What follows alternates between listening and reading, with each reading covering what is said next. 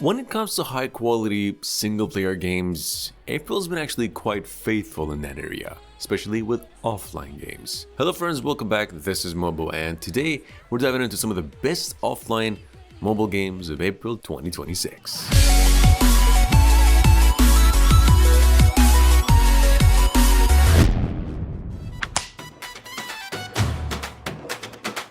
Number one, it's just a must if you're just rooting for a little bit of a challenge. Bus Sim India, or aka Bussin, is low-key one of those simple sim games up until you actually play it. Reason being, it's not just driving from point A to B, it's pretty much a whole vibe. Like, the roads feel pretty alive, the traffics don't care about you, honking's basically the language, and through all of that madness, you're expected to stay smooth, stay on routes, and actually deliver people like a professional. In fact, what hits different here is the immersion. The stress highways all captures the constant motion where you're always reacting, always adjusting. Besides, it's not trying to be flashy, although it is. It's trying to feel real, and it really nails that. Controls are clean, the boss variety is stacked, and you can even take it online. But at its core, of course, it's an offline game, meaning it respects your time.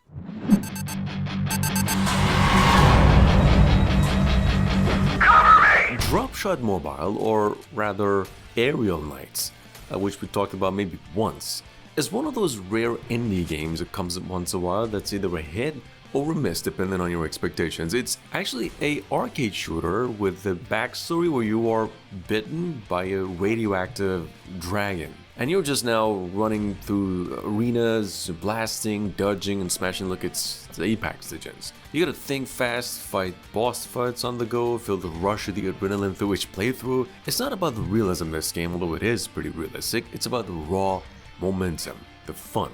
Besides, the controls are pretty sharp. For touch, performance is smooth, and of course the premise turns each run into a memory of its own. If you want arcade first-person shooter with personality and a little bit of pace, this is it. It's free, offline, and just over 2 GB in total. Definitely a hit. Now, with that being said, of course, Sea of Stars on mobile is legitimately the same game people fell in love with years ago. It's just now squeezed surprisingly well as well. Visually, it's still ridiculous, and this is the greatest way. Pixel art that feels alive, the lighting that actually matters and gives you chills, and the day and night cycle that's just there to save your time. The soundtrack also doing almost emotional damage at times. It's also got the save system, which is a big win. You can just jump in and out anytime you want without losing your insanity. Only real downside is that the DLC is not included, which is said to be coming out sometime later. Overall, though, it's one of those rare mobile games that actually feels really premium.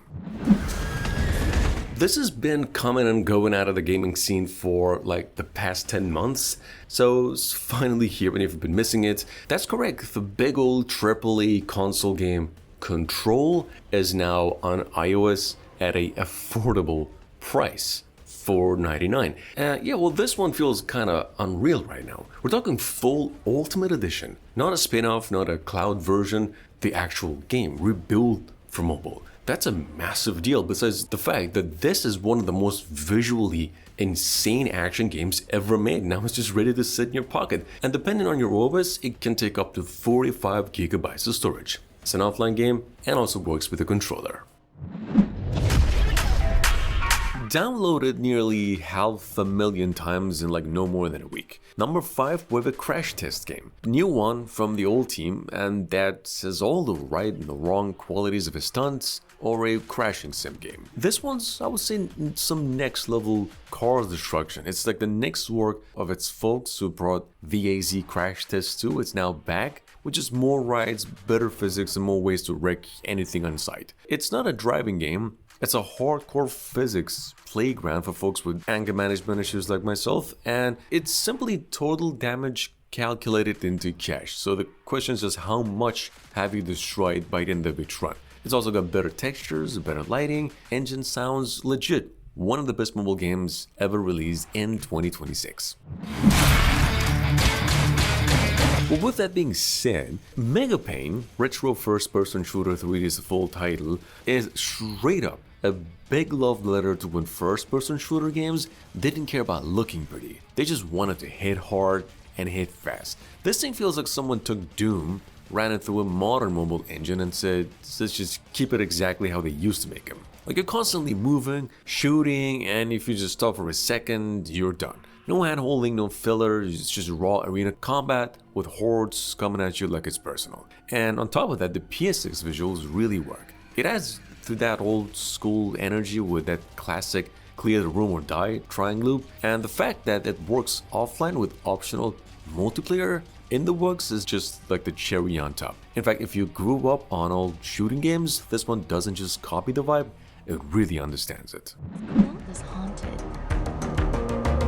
Sometimes it's a pretty special kind of stress, where you're just trying to like walk around and the game says, nope, think faster. Well, White Day is that sort of specific energy. On mobile, you see, it's still one of the better normal place becomes nightmare fuel type of horror games. It's a school, some lights, few locked doors, and then suddenly every sound is a little bit of a heart attack. It's a puzzle heavy, slow, like way more about nerves and jump scares kind of game, which I do respect, and it's got multiple endings to give it some real replay value. It's not perfect, not a perfect game by any means, but the atmosphere does a lot of the heavy lifting, and it really does it well.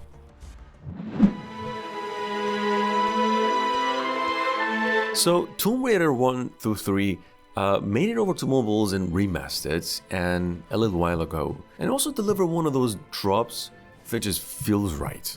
It's no nostalgia bait per se, it's the actual classics fully packed with expansions, some cleaned up visuals and modern controls that make them way more playable today without losing that original DNA. And yeah, you can still switch back to the old school graphics anytime you want, which is just such a cool touch.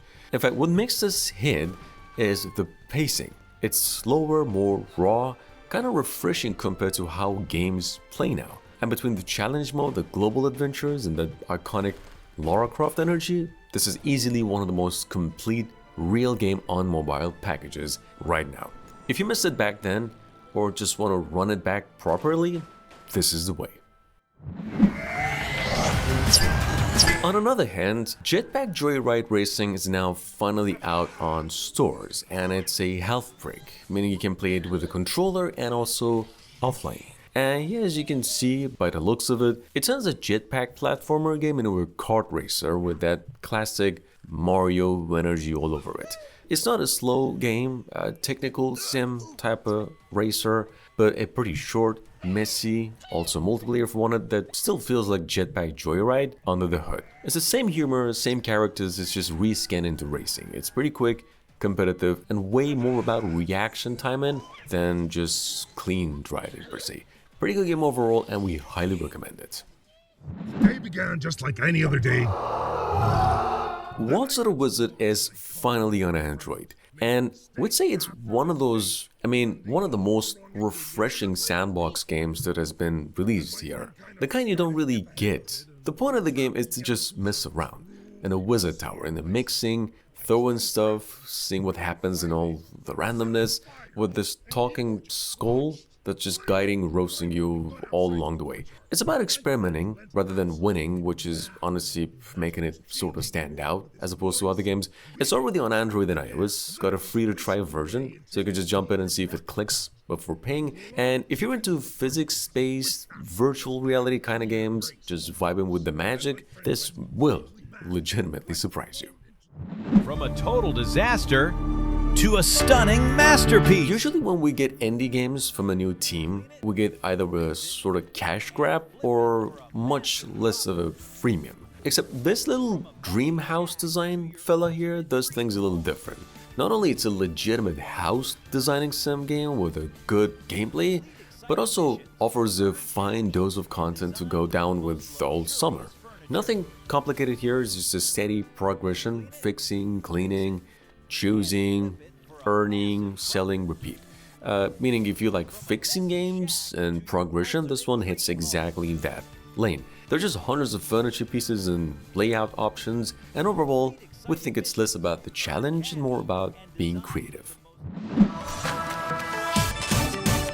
Ninja Fruit Adventures, on another hand, is what happens when that old school swipe benediction levels up into a full game, and aiming some long-term development for once. The game made its way to both the Google and the Apple Store, and so far it's giving some good results. For example, it isn't about slicing fruits for high scores anymore. You get actual levels, mechanics, hazards, puzzles, stuff that forces you to lock in instead of just swiping. Like 1 second you're chilling, next one you're landing these cuts like your life really depends on it. And the whole thing is that smooth polish as well. Plus the dojo building and progression loop gives it that one more run energy as well. It is, of course, still Fruit Ninja, it's just evolved and addictive again.